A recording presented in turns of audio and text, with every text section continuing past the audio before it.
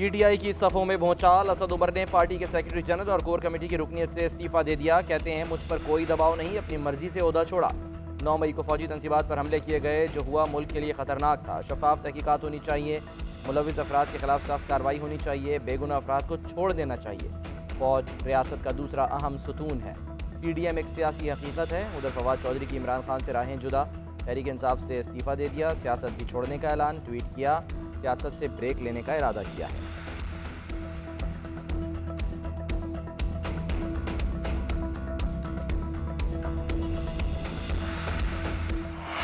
Jail से निकलने का एक ही तरीका है, पीटीआई को छोड़ दें। चेयरमैन तहरीक इंसाफ इमरान खान का रहनुमाओं के पार्टी छोड़ने पर रद्द अमल। कहा, पीटीआई में रहने वालों पर जुल्म हो रहा है, छोड़ने पर सब कुछ ठीक हो जाता है।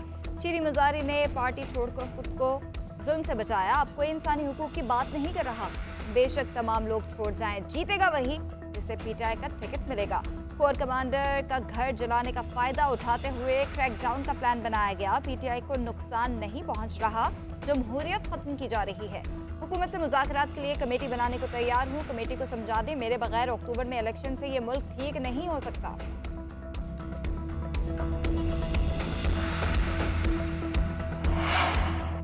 तखरीबकार गिरोह अपने अंजाम को पहुंचा, पाकिस्तान अब सुख का सांस लेगा और आगे बढ़ेगा। इमरान खान ने जो 9 मई को किया, कोई घिनौने जुर्म में उसका साथ देने को तैयार नहीं। पाकिस्तान के लिए थोड़ा दर्द रखने वाला सियासत में तशद्दुद का हामी नहीं हो सकता। मरियम नवाज का ट्विटर पैगाम। लिखा, कोई पाकिस्तानी फौजी तंसीबात सरकारी इमारतों में तोड़फोड़ की हिमायत नहीं कर सकता। यहाँ पर तो इमरान ने मुल्क ही जला डाला। ये काम या तो टीटीपी ने किया या पीटीआई ने। पाकिस्तान की सियासत में पुरतशद्दुद सोच रखने वाले किसी गिरोह की कोई जगह नहीं।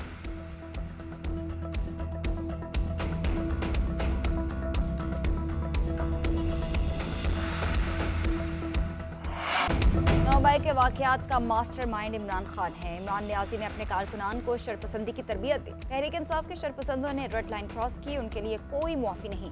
वज़ीर आज़म शहबाज शरीफ का अज़मत शहदा कन्वेंशन से खिताब। बोले, 9 मई को जो कुछ हुआ उसकी तारीख में मिसाल नहीं मिलती। मज़मूम मनसूबाबंदी के जरिए कौमी अमलाक को निशाना बनाया गया। किसी गुनाहगार को नहीं छोड़ेंगे, बेगुनाह को सजा नहीं दी जाएगी। हमलों पर उकसाने वाले को कटहरे में लाएंगे। तकरीब के दौरान शहदा के अहले खाना से ताज़ियत के दौरान शहबाज शरीफ आबदीदा हो।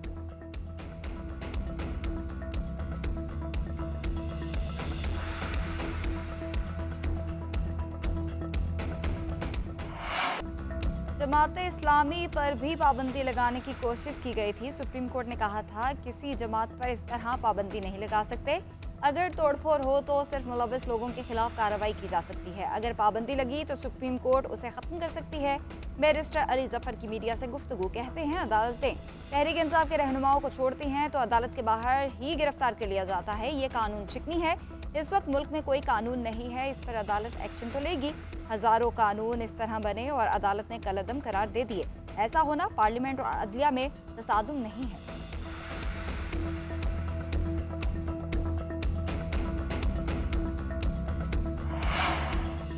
हुसैन इलाही का पीटीआई से इत्तेहाद खत्म, काफ लीग में वापसी। कहते हैं 9 मई को जो हुआ वो नाकाबिले बर्दाश्त है। हमारे कुछ फैसले वक्त के साथ गलत साबित हुए। वालिद सियासत में लेकर आए, उनके फैसले का पाबंद हुए।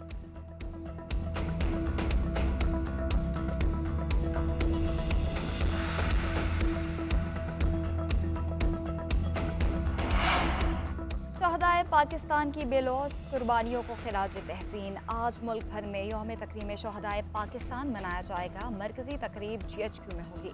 Pakistan airport, Pakistan naval headquarters और पुलिस की मुताबिक यादगार शहदा पर तकरीबात होंगी। खुसूसी तकरीबात में कुरान ख्वानी और दुआएं की जाएंगी। अफवाज पाकिस्तान, पुलिस और दीगर कानून नाफिज करने वाले इदारों की यादगार शहदा पर सलामी दी जाएगी।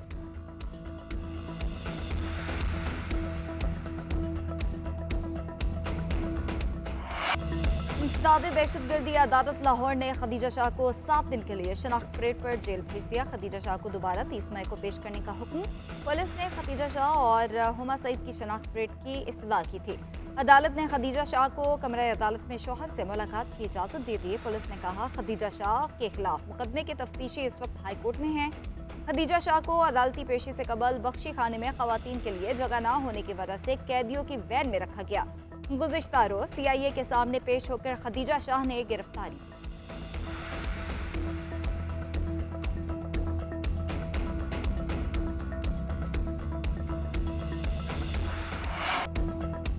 GHQ हमले में PTI खातीन रहनुमाओं का भी किरदार सामने आने लगा। PTI के साबिक MPA फराह की सबरीना नामी खातून के साथ मुबैना ऑडियो सामने आ गई। सबरीना से गुफ्तगू करते हुए साबिक रुकन ने कहा कि अब GHQ पहुंचना है। मैं निकल आई हूं क्योंकि मैम कमल भी निकली हुई हैं। फैज़ाबाद पर आदमी जा रहे हैं। कमल ने कहा कि हमने GHQ की तरफ आना है। PTI वुमेन विंग की रुकन फरखंदा ने भी फराह से GHQ जाने का रास्ता पूछा।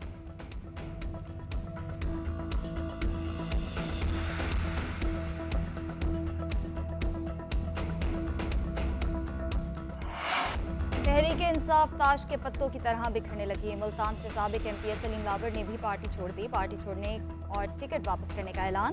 खैबर पख्तूनख्वा के साबिक रुकन असम्बली नादिया शेर ने भी तहरीक इंसाफ को छोड़ दिया। बहावलपुर में एहसानुल हक चौधरी, डॉक्टर मोहम्मद अफजल ने भी पार्टी छोड़ दी। DI खान से मलिक क़य्यूम हसन का तहरीक इंसाफ छोड़ने का ऐलान। MNA साइमा नदीम भी पार्टी से मुस्ताफ़ी। 9 मई के वाक़यात की मजम्मत कर दी। तहरीक इंसाफ छोड़ने वाले उस्मान तरकई पीपल्स पार्टी में शामिल हो गए। उस्मान तरकई का वज़ीर मुमलिकत फैसल करीम कुंडी के साथ प्रेस कॉन्फ्रेंस में ऐलान। तहरीक इंसाफ में तोड़ फोड़ पर जहांगीर तरीन इन एक्शन। लाहौर में डेरे जमालिए PTI रहनुमाओं से राब्ते और मुलाकातों में तेजी। एक हफ्ते के दौरान 20 से जायद अहम सियासी शख्सियात की जहांगीर तरीन से मुलाकातें। PTI में फॉरवर्ड ब्लॉग बनाने की तजवीज़ ज़ेर गौर।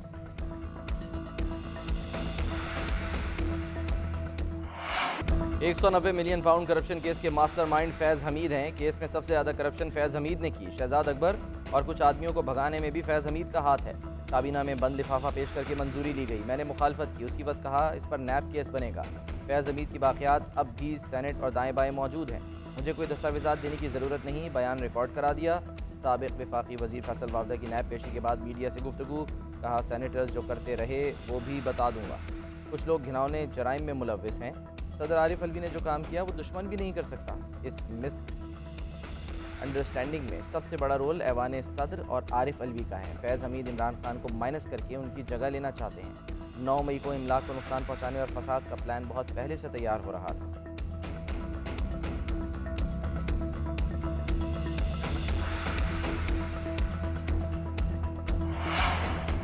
साबिक चीफ जस्टिस साकिब निसार के बेटे की ऑडियो लीक्स की तहकीकात के लिए कायम खुसूसी कमेटी का इजलास। FIA ने ऑडियो लीक से मुतालिक रिपोर्ट कमेटी को जमा करवा दी। साकिब निसार के साहबजादे नजम साकिब और 2 दीगर अफराद को आइंदा इजलास में तलब किया गया। असलम भूतानी ने कहा तीनों अफराद माह रवा की 31 तारीख को कमेटी में मौक़िफ़ पेश कर सकते हैं। खुसूसी कमेटी का कौमी असम्बली का रिकॉर्ड सुप्रीम कोर्ट को ना देने का फैसला। उधर ऑडियो लीक्स की तहकीकात जारी। अटॉर्नी जनरल ऑफिस ने 8 मुबैना ऑडियो से मुतालिक 12 नामों की फहरिस्त तैयार कर ली। फहरिस्त में इमरान खान, परवेज़ इलाही, ख्वाजा, तारिक रहीम, उनकी अहलिया राफिया तारिक, मुसर्रर जमशेद चीमा, नजम साकिब, अबूजर मकसूद, महजबी नून, आबिद जुबैरी का नाम शामिल।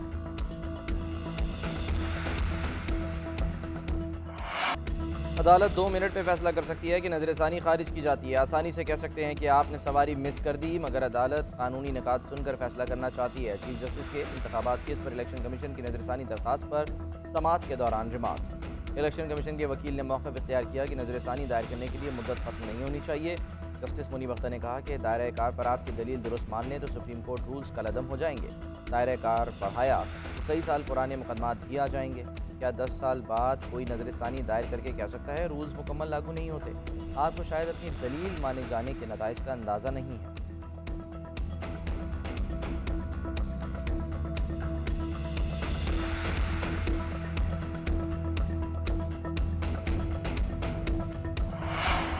कराची के मेयर और डिप्टी मेयर का इंतखाब 15 जून को होगा। सिटी काउंसिल में पोलिंग होगी। 9 और 10 जून को कागजात नामजदगी जमा कराए जा सकेंगे। जांच पड़ताल 11 जून को होगी। हतमी फहरिस्त 14 जून को शाये की जाएगी।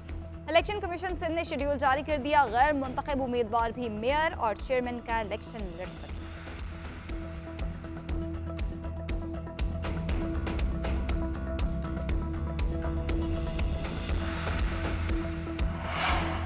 पाकिस्तान डिफ़ॉल्ट नहीं करेगा, मईशत तेज़ी की जानिब गामजन है। वज़ीर ख़जाना इसहाक़ डार का तकरीब से खिताब। कहते हैं हमारी टीम मईशत की बेहतरी के लिए दिन रात कोशां है। स्टेट बैंक समेत तमाम इदारों का मुल्क की माशी बेहतरी में अहम किरदार है। IMF मुआहदे के हवाले से हमारी टीम ने मुकम्मल काम कर दिया। हमें बहुत से चैलेंजेस का सामना है। हम सबको मिलकर पाकिस्तान को आगे लेकर जाना है।